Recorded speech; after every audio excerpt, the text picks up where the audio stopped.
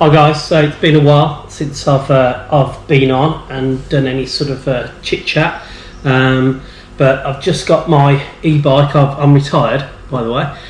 Just thought I'd throw that one in. I know I'm a bit young to retire, but I've retired anyway. So I've got a lot of time on my hands, so I'm going to enjoy my time. And the first stage of that is getting myself an e-bike. So I got an e-bike because, okay, yeah, I do cycle, manual bike, and just got sick of the hills. You know, I'd do 7-8 miles and I'd just come back and I'd just be so fed up with the hills. Thought, right, got to get an electric bike. So I did a lot of research, as you should. You know, if you're going to look into getting an e-bike, you've got to research it because it's really personal to you what you're going to go for. And I went for the Haibike FLYON. Right.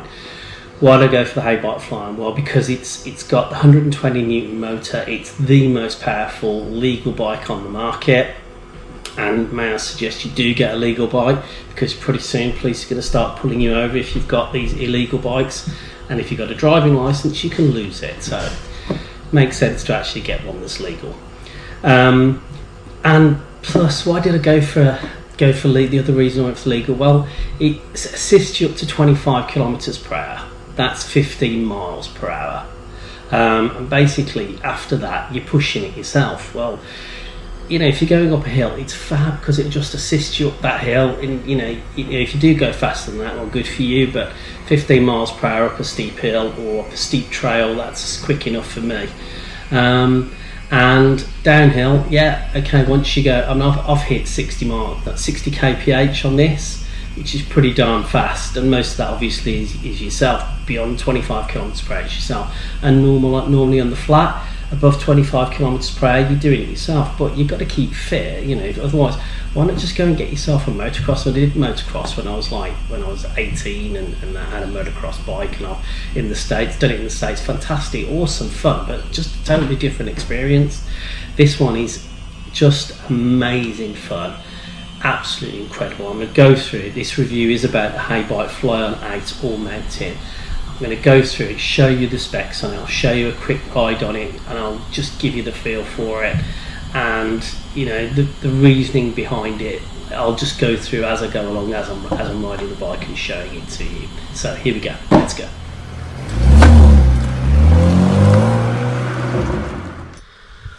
Okay guys, so here it is. This is Haibike FLYON 8 all mountain. It's 29 up front, 27 on the rears, 27 by 2.9, 27 and a half, 29 by 2.6, massive, huge bags of tread on there, massive tread. You've got, here it is, here's the FLYON motor, 120 newtons maximum torque, most on the market at the moment, so it's really powerful. And we'll see that when you see me out on it in a while. See where putting my foot to the floor, maximising that power. It's the Fox DPX2 front forks, 150 millimeters travel, so it's awesome travel there. And of course, you've got the Fox DPX2 rear shock, so it's full suspension. Carbon frame, obviously to try and reduce the weight.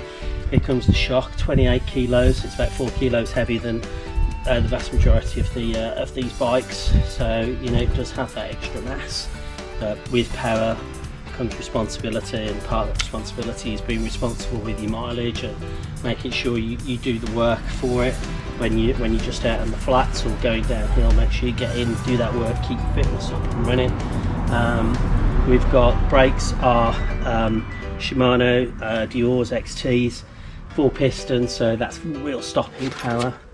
And we've got, here we go, let's take a quick look at the eConnect system that Haibike have. So just checking that out, hopefully that's not too bright, probably is. Hopefully just there. So there we've got it in eco mode. You're cycling that just to keep yourself fit on the flats and the downs. You don't need anything, of course. And then there's a controller over there. Just press your controller and we're going to low, mid, high, extreme. And obviously if you want to check out any of your stuff as you go along, telling you all your different data. You can go through that, different sorts of data, performance, training, dynamic, maximum. We go down to averages and so on. And I'm just about now to whiz off on the bike, and I'll do a quick bit to this hill that used to really challenge me. See you in a bit.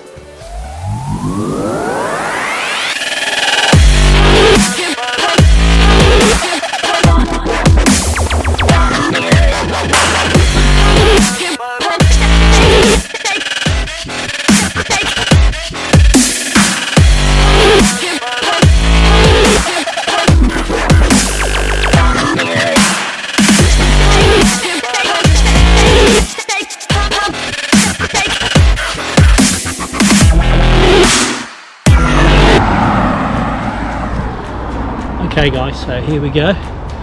I'm in low mode, and selfie, just going up to mid, and it's absolutely ridiculously easy now. This is a really long stinker of a hill. It just keeps on going, especially if I just keep going all the way to the front, I'm not going to turn the head off down the trail. But in mid, not a problem. So one-handed going to high, it's just ridiculously easy. When I get up to a really steep part, I'll go into extreme. Not that I need to, one-handed, and I'm just going up it. Extreme really drain the battery. You know, you're talking 20 miles extreme, 25 maybe. Here we go. When it's getting steep, and I'm working because I'm doing 25 kilometers per hour, so I'm putting some steep work into it. Go to extreme, see what happens. Just light years simple, just ridiculously easy. No effort, super steep hill, no effort at all, a little bit out of breath, nothing fab. I'm just turning in now for this. Okay, so it's really been thunderstorm and raining around here for the last 3 days, so this track's really wet, so I'm not going to tank it as fast as I can. I'm just going to hit it in low, and you can see I'm really not tanking it, so I don't actually know this track very well. It's just a little short track but muddy, mud city. Obviously it's 2.6 width on the front, 2.9 I think on the rears, so yeah, it's got the tread, it's got it. I just really want to show you how much fun this is when you're on the trails and you're going up the hill bits. So here's a nice little bit for a leap over. There we go. I'm not sure if people are around the corner as well. Here's a lot of dog walkers today, it's Sunday, so that's the way it's going to be on mid and into the hill, onto high. You can hear the motor. Extreme, go for it. I mean, just look at that. That's what you call fun. Just takes off, just a launcher. You know, it just launches, it's just awesome. When this is dry, I will fly around here, and on a weekday, now I'm retired. Possibly you want to know why I've retired. I lost my hearing in both ears, one in 2014. Had a bone anchored hearing aid in 2017, hoping that would help, but it didn't. I've also got stents in my hepatic veins and inferior vena cava off to my heart, so I'll be whizzing down this in the dry guys. It's just leading to exhaustion. and that was leading to me just getting every cough and cold going. It's quite strange in this time of corona, and I don't have any, I'm retired, I can rest. You know, bear in mind, people who are hard of hearing, they really struggle. You know, they really struggle to hear people, and they have to concentrate, focus on you and try and lip read you. So here we go, just whizzing up, no problem, but just flies in the dry. That's just so much fun. I have been, and it's in the dry, it's great. So it leads to exhaustion. The people who dealt with my hearing said that, here we go, nice big steep one, off we go, extreme mode, all the way, no problem at all, flying up there, look at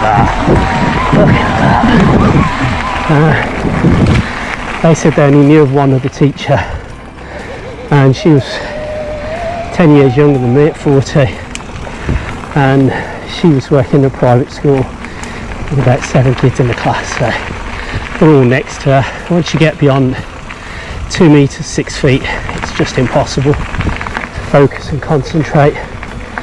Anyway, I'm retired and I'm just gonna have fun. I'm loving it.